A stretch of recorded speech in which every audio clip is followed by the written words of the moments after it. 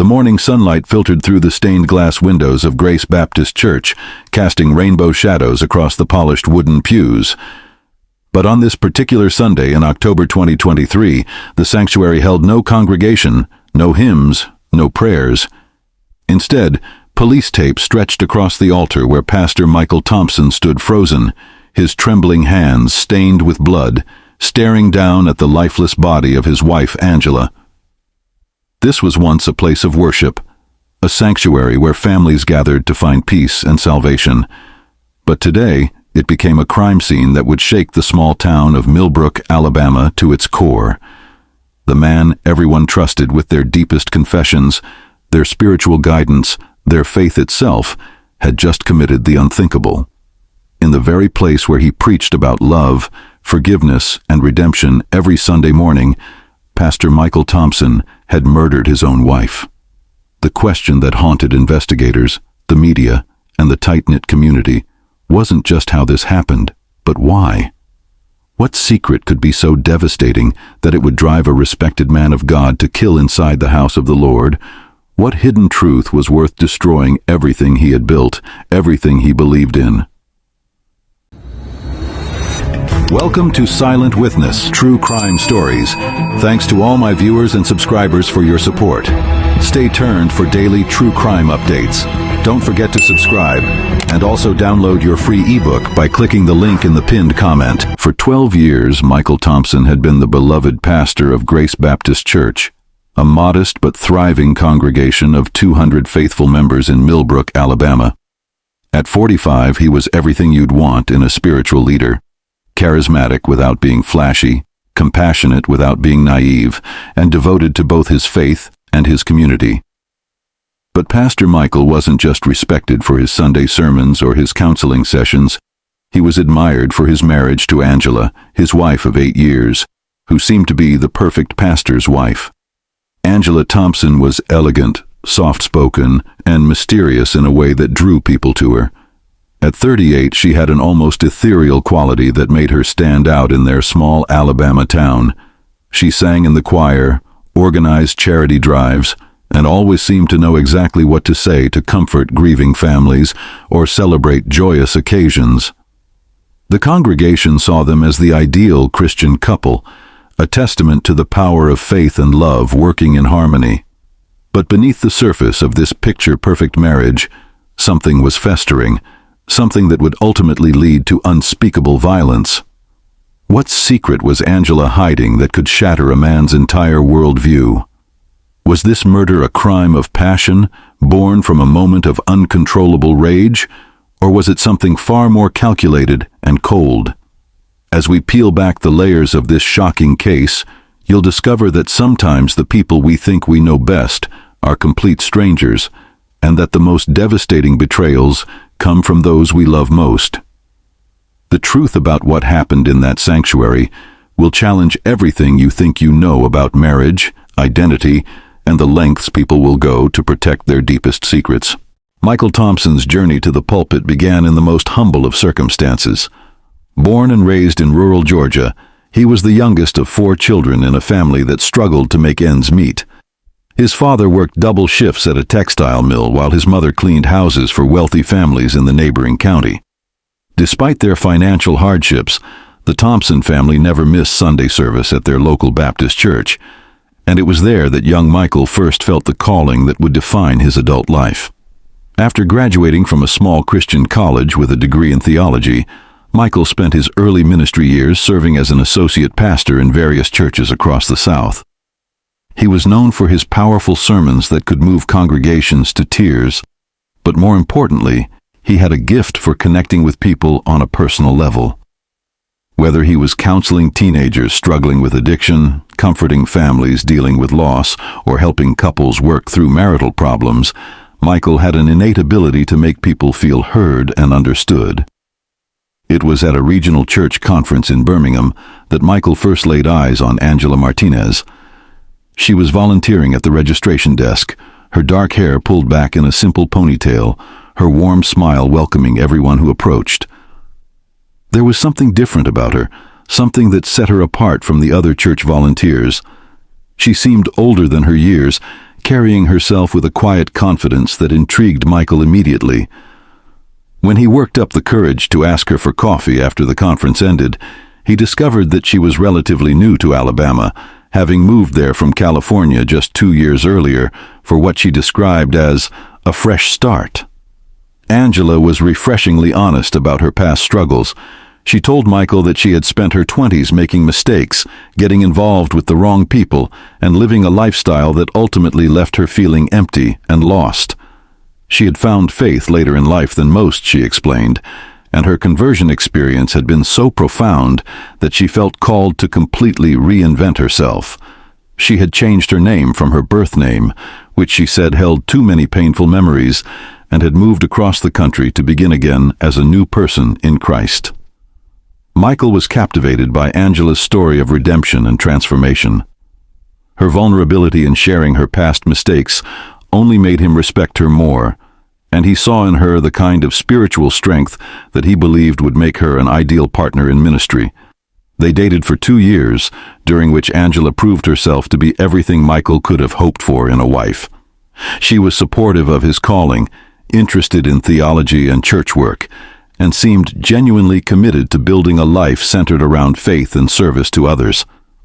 When Michael accepted the position as head pastor at Grace Baptist Church in Millbrook, Angela enthusiastically supported the move, even though it meant leaving behind the few connections she had made in Birmingham. She threw herself into her role as a pastor's wife with remarkable dedication, quickly becoming beloved by the congregation for her gentle spirit and willingness to help with any church activity or community outreach program. The couple settled into a comfortable rhythm of ministry and marriage that seemed to fulfill both of them completely. But even in those early days, there were small signs that Angela carried secrets she wasn't ready to share. She was remarkably evasive whenever conversations turned to her childhood or her family background. When church members would ask about her relatives or whether they might visit for holidays, Angela would simply smile and change the subject, explaining that she preferred to focus on her new family in Christ rather than dwelling on the past. Michael respected what he saw as his wife's desire to move forward rather than backward, but occasionally he noticed how skillfully she deflected personal questions. The couple had been trying to have children for several years without success, and while this was a source of private disappointment for both of them, Angela seemed particularly reluctant to discuss the possibility of seeking medical help. Whenever Michael suggested they might benefit from fertility testing or consultation with a specialist, Angela would become uncomfortable and suggest they simply trust in God's timing. Looking back, Michael would realize that Angela's avoidance of medical professionals should have raised more red flags than it did at the time. But one night, Michael's curiosity led him to the truth, a truth that would unravel everything he thought he knew about his wife, his marriage, and himself. The first crack in their seemingly perfect marriage appeared on a Tuesday evening in September 2023, when Michael returned home earlier than expected from a church board meeting that had been canceled at the last minute. As he pulled into their driveway, he noticed Angela quickly ending a phone call and closing her laptop with unusual haste when he walked through the front door. When he asked who she had been talking to, she gave a vague answer about a charity organization, but something in her demeanor seemed off. Michael had spent years reading people, understanding when someone was being evasive or dishonest, and his pastoral instincts told him that his wife wasn't telling him the whole truth. Over the following weeks, Michael began to notice other small inconsistencies in Angela's behavior. She would receive phone calls that she would take in private, stepping outside or going to another room before answering. Sometimes he would hear her speaking in hushed tones, using words and phrases that seemed out of character for the woman he thought he knew. She had always been private about certain aspects of her past, but now she seemed to be actively hiding aspects of her present as well. The situation escalated when Michael realized that Angela had been avoiding their family doctor for months. She had missed her annual physical, canceled a dentist appointment, and even declined to get a flu shot at the church's community health fair. When he pressed her about it, she claimed she was simply too busy with church activities and community volunteer work to worry about routine medical care. But Michael knew his wife well enough to recognize that her explanations didn't ring true. The breakthrough came on a cold October evening when Angela left her laptop open while she went to take a shower. Michael hadn't intended to snoop, but a notification popped up on the screen that caught his attention. It was a message from someone named David asking about hormone levels and whether Angela had spoken to her doctor about adjusting the dosage. The language was medical in nature, but vague enough that it could have been about any number of health conditions. However, combined with Angela's recent evasiveness about medical care, it planted a seed of suspicion in Michael's mind. That night, after Angela had fallen asleep, Michael found himself unable to rest. He kept thinking about the message, about his wife's secretive behavior, about all the little things that hadn't quite added up over the years. Around 2 a.m, he made a decision that would change everything. He quietly got out of bed and went to Angela's desk, where she kept personal documents in a locked drawer. He had seen her access it before and knew she kept the key in a small jewelry box on their dresser. His hands were shaking as he unlocked the drawer, not entirely sure what he expected to find. Inside were medical documents that initially seemed routine: prescription records, lab results, correspondence with various doctors. But as Michael began to read more carefully, the reality of what he was discovering hit him like a physical blow. The documents revealed that Angela had been born male, had undergone gender transition surgery years before they met, and had been maintaining her female identity through ongoing hormone therapy and regular medical monitoring. The papers told a story that was completely at odds with everything Michael thought he knew about his wife. Her birth name had been Anthony Martinez, and the medical records showed a complex history of psychological counseling, hormone treatments, and surgical procedures spanning nearly 15 years. There were letters from doctors, insurance claims for transgender-related medical care, and correspondence with legal professionals who had helped her change her name and legal gender status. Michael sat in the darkness of their bedroom, surrounded by evidence of a deception so fundamental that it shook him to his core. He felt as though the woman he had loved for 8 years, the woman he had married in the sight of God, was a complete stranger. The betrayal wasn't just personal, it challenged everything he believed about truth, honesty, and the sanctity of marriage. How could someone he had shared a bed with, prayed with, built a life with, have hidden something so significant? As the first light of dawn began to filter through their bedroom curtains, Michael made a decision. He carefully returned the documents to the drawer and locked it again, but he knew that his marriage would never be the same. The knowledge he now carried felt like a weight that would crush him, and he wasn't sure how much longer he could pretend that nothing had changed. By morning, Michael's faith in his marriage had shattered, but his rage was only beginning to burn. For 3 days after his discovery, Michael tried to go about his normal routine, conducting church business, preparing sermons, and interacting with Angela as if nothing had changed. But the effort of maintaining this facade was slowly eating away at him. He found himself studying his wife's face at breakfast, looking for signs of the deception that had been hidden from him for so long. Every conversation felt like a performance. Every moment of intimacy felt like a lie. On Friday morning, Michael's breaking point arrived when Angela mentioned making an appointment with a new doctor in Birmingham. The casual way she brought up seeking medical care, after months of avoiding it, felt like salt in an open wound. Michael realized he couldn't continue living with the knowledge he carried without confronting the truth. That evening, after they had finished dinner and settled into their usual routine of evening prayer and scripture reading, Michael decided he could no longer remain silent. His voice was steady but strained as he asked Angela to sit down because they needed to have a serious conversation.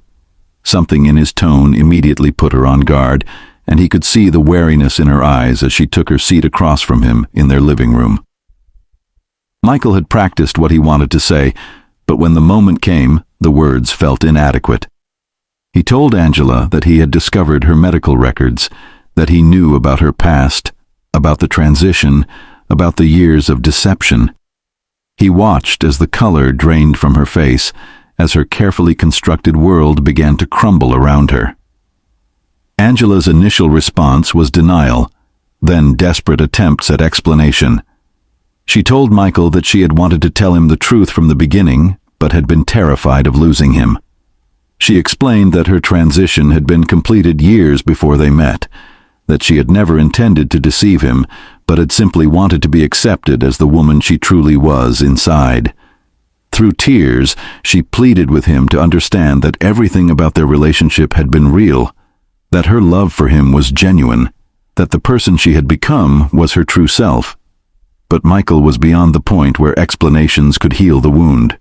He felt as though 8 years of his life had been built on a foundation of lies. The woman he had married in the sight of God wasn't who he thought she was, and the sanctity of their marriage vows felt defiled by the deception.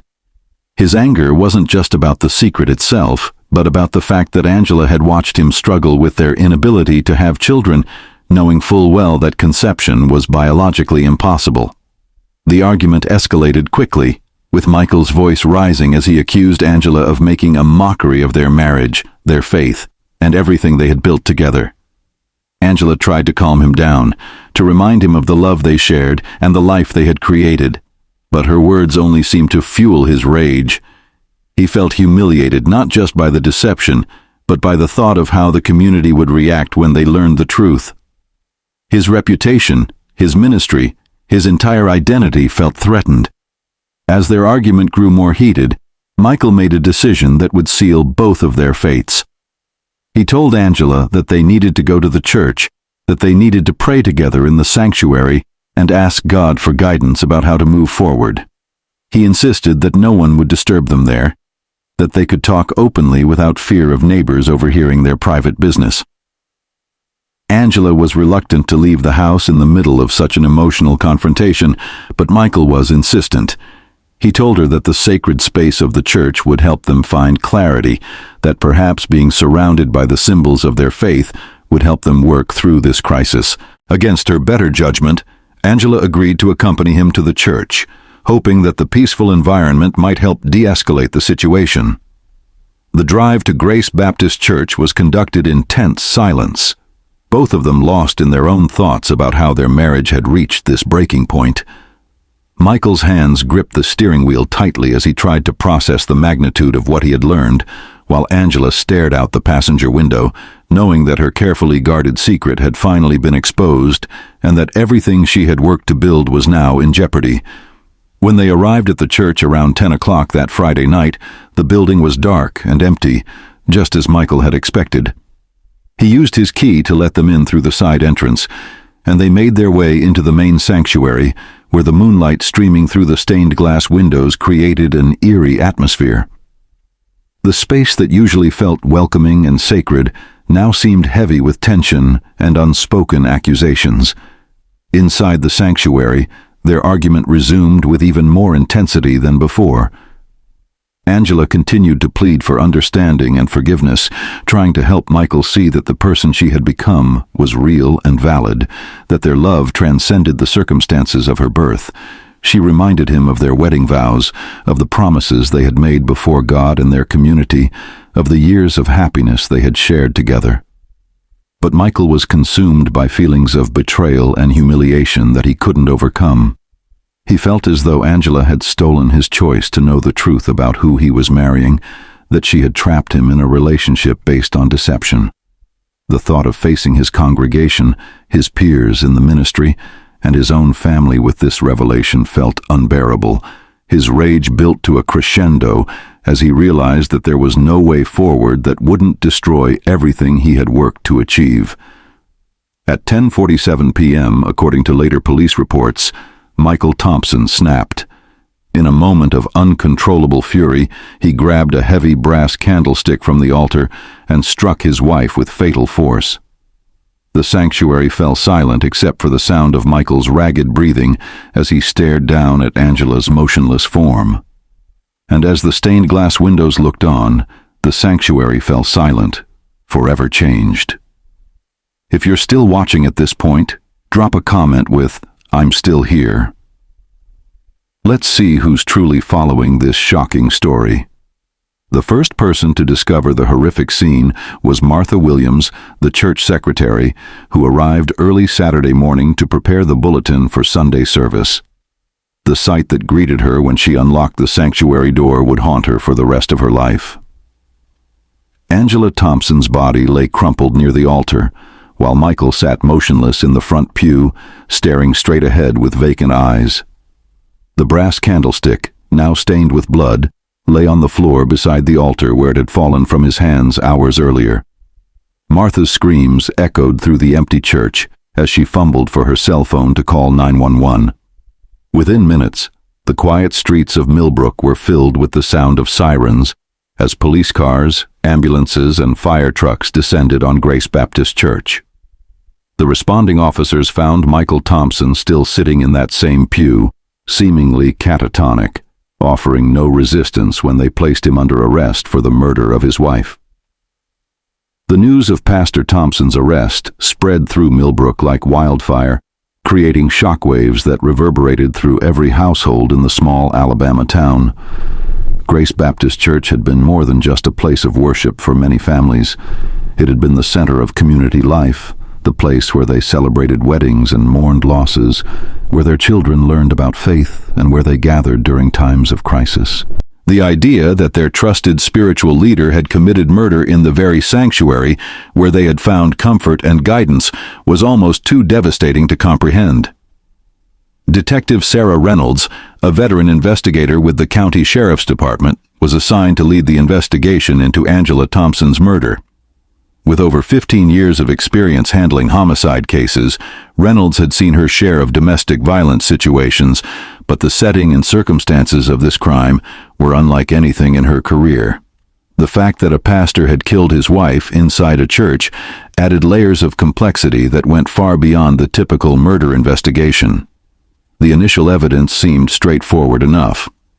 Michael Thompson had been found at the scene with the murder weapon. There were no signs of forced entry or struggle that would indicate the involvement of a third party, and the victim had clearly died from blunt force trauma to the head.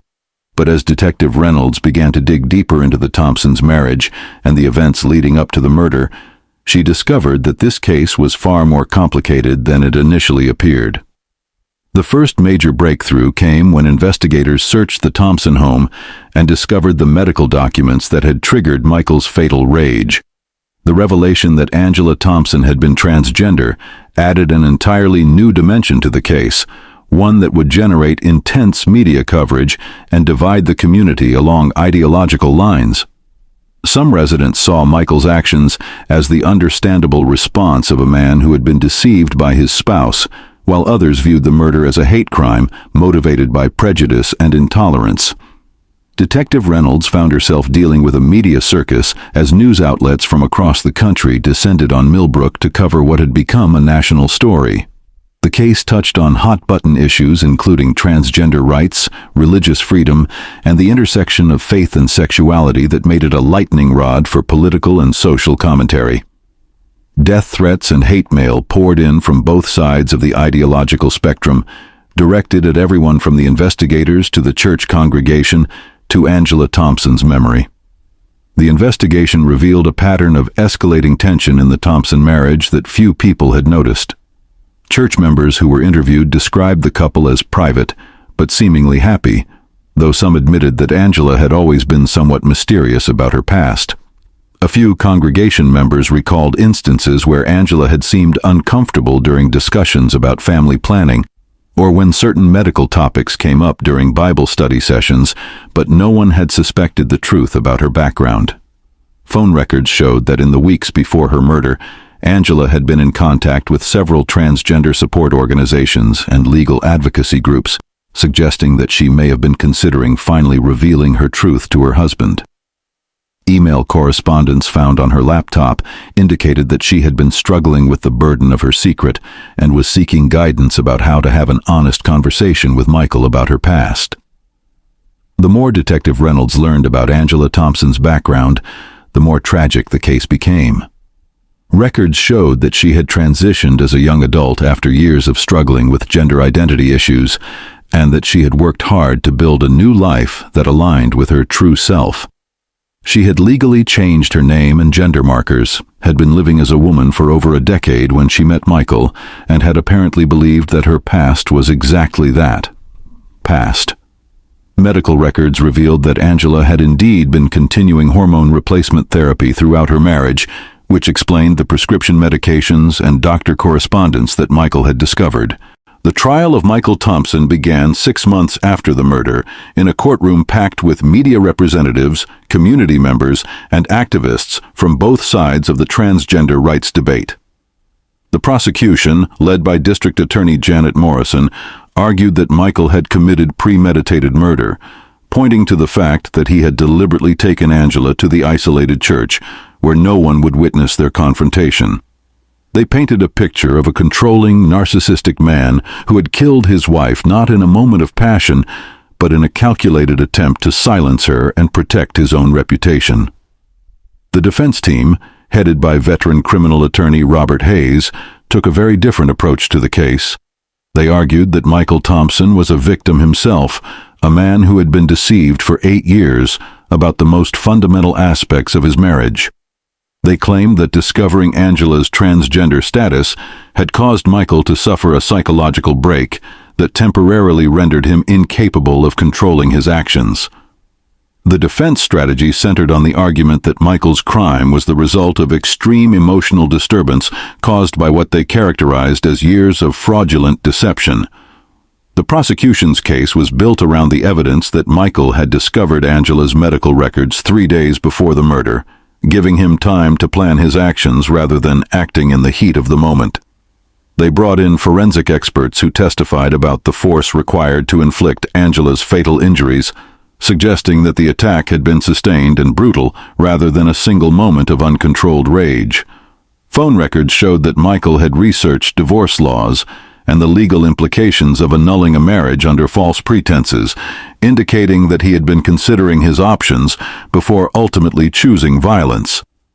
But it was the testimony of Dr. Elizabeth Harper, a psychiatrist who had examined Michael Thompson after his arrest, that provided the most shocking revelation of the trial. Dr. Harper testified that during their sessions, Michael had revealed that he had suspected something unusual about Angela's background for years, but had deliberately avoided confronting the truth.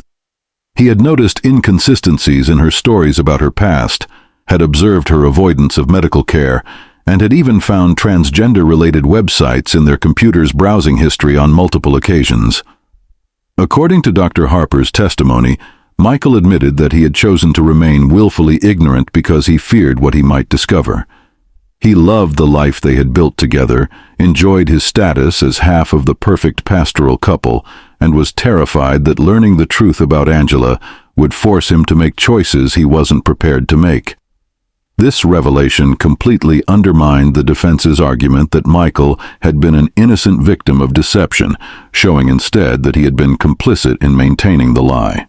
The most damning testimony came when Dr. Harper revealed that Michael had expressed no remorse for Angela's death, but had instead focused entirely on how the revelation of her transgender status would damage his reputation and career. He had shown more concern about the media coverage of the case than about the fact that he had killed the woman he claimed to love. This lack of empathy for his victim and obsession with his own public image painted a picture of a deeply narcissistic individual who valued his reputation more than human life. The defense team struggled to recover from these revelations, but they pressed forward with their argument about Michael's mental state at the time of the murder. They brought in their own expert witnesses who testified about the psychological trauma that could result from discovering that a spouse had hidden such fundamental information about their identity. They argued that even if Michael had suspected the truth, actually confronting the evidence had triggered a psychological crisis that rendered him temporarily insane. But the prosecution's closing argument effectively dismantled the defense's case by focusing on the timeline of events and Michael's behavior after discovering Angela's medical records. District Attorney Morrison pointed out that Michael had 3 full days to process his discovery, during which he had continued to maintain his normal routine, conducted church business, and even prepared for the following Sunday's service. This behavior was inconsistent with someone experiencing a psychotic break or temporary insanity. The jury deliberated for less than 6 hours before returning a verdict of guilty on charges of first-degree murder. The evidence that Michael had planned Angela's murder by luring her to an isolated location where no one would interrupt or witness their confrontation was overwhelming. The fact that he had struck her multiple times with sufficient force to fracture her skull indicated that this was not a momentary lapse in judgment, but a sustained attack driven by rage and hatred. Judge Patricia Wilson sentenced Michael Thompson to life in prison without the possibility of parole, noting in her remarks that his position as a trusted community leader made his crime even more heinous. She observed that people had looked to Michael for spiritual guidance and moral leadership, making his violent actions a betrayal not just of his wife, but of everyone who had placed their faith in him.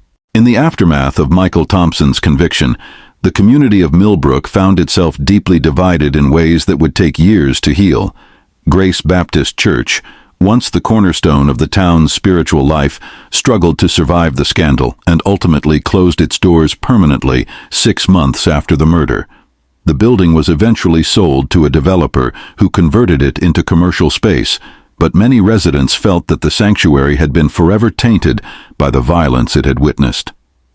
The congregation members found themselves grappling with complex questions about faith, forgiveness, and acceptance that had no easy answers. Some members defended Michael's actions as the understandable response of a man who had been living a lie, while others were appalled by the murder and what they saw as the hate-driven motivation behind it. The split was so severe that several families moved away from Millbrook entirely, unable to reconcile their faith with the actions of their former pastor. Angela Thompson's funeral became a focal point for the community's divided response to her murder. The service was organized by a coalition of local churches and LGBTQ advocacy groups, creating an unusual alliance that highlighted the complexity of Angela's story. She was mourned both as a victim of domestic violence and as a transgender woman who had been killed because of her identity, making her death symbolic of broader social issues that extended far beyond Millbrook. Detective Sarah Reynolds, who had invested months in understanding the Thompson case, found herself deeply affected by the investigation and its outcome. In interviews conducted years later, she reflected on how the case had challenged her own assumptions about marriage, identity, and the capacity for ordinary people to commit extraordinary violence. She noted that Angela Thompson had been living authentically as a woman for over a decade, had built genuine relationships in her community, and had contributed meaningfully to the church and town that she loved. The case attracted national attention from legal scholars and sociologists who saw it as representing broader tensions in American society about transgender rights and religious freedom. Some conservative commentators argued that Angela's failure to disclose her transgender status to her husband was a form of fraud that had contributed to the tragic outcome. Progressive advocates countered that no one should be murdered for their gender identity, regardless of the circumstances of disclosure or non-disclosure. What emerged from the extensive media coverage and legal analysis was a more nuanced understanding of the complexities involved in transgender disclosure within intimate relationships. Experts noted that many transgender individuals face impossible choices between revealing potentially dangerous information about themselves or continuing to live with the burden of secrecy. Angela Thompson's story became a case study in the tragic consequences that can result when societal prejudice makes honest communication feel impossible.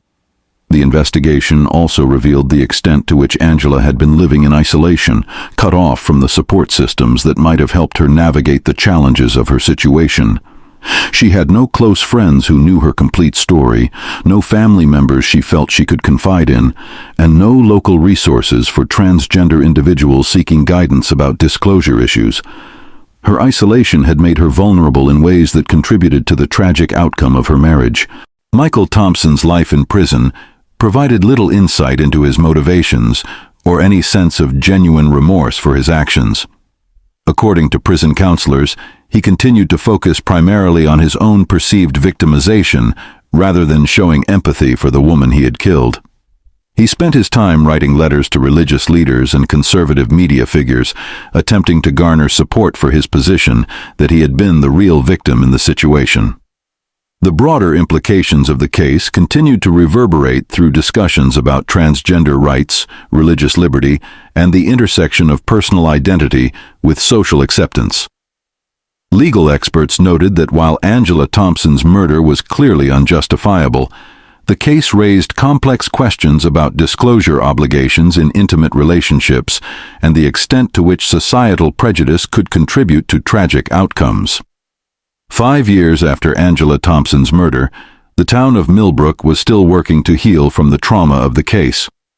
A small memorial garden had been planted in the town square, dedicated to victims of domestic violence, though Angela's name was not specifically mentioned due to continued community divisions about her story. The memorial served as a quiet reminder of the human cost of hatred and the importance of creating communities where all people can live authentically without fear of violence. How well do we ever truly know the people closest to us? This question haunted everyone touched by the Thompson case, from the investigators who had worked to understand what had happened, to the community members who had thought they knew both Michael and Angela, to the family members and friends who were left to make sense of a tragedy that seemed to defy easy explanation. Was Michael driven by betrayal or by his own pride? Was this a crime of passion or something much more calculated? A church once filled with prayer and hope now stands empty, a haunting reminder of how love can be twisted by secrets, fear, and the inability to accept others as they truly are. The sanctuary where Michael and Angela Thompson had worshipped together, where they had stood before their community and pledged their lives to one another, became the scene of a murder that exposed the darkest aspects of human nature and the tragic consequences of living in a society where being different can be deadly. Angela Thompson's story forces us to confront uncomfortable questions about acceptance, authenticity, and the courage it takes to live truthfully in a world that often punishes difference. She had spent her adult life trying to build a new identity that aligned with her true self, only to have that identity become the reason for her violent death. Her murder serves as a stark reminder that the fight for transgender rights and acceptance is literally a matter of life and death for millions of people around the world. The case also challenges us to examine our own capacity for acceptance and forgiveness, both of others and of ourselves. Michael Thompson's inability to accept his wife's complete identity, combined with his obsession with protecting his own reputation, created a toxic combination that ended in tragedy. His story serves as a warning about the dangers of placing image and social status above love, understanding, and human compassion.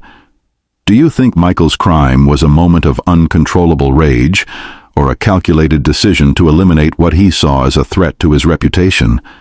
How do you think you would react if you discovered that someone you loved had been keeping such a fundamental secret about their identity? Was Angela wrong to hide her transgender status from Michael, or was she simply trying to protect herself in a hostile world?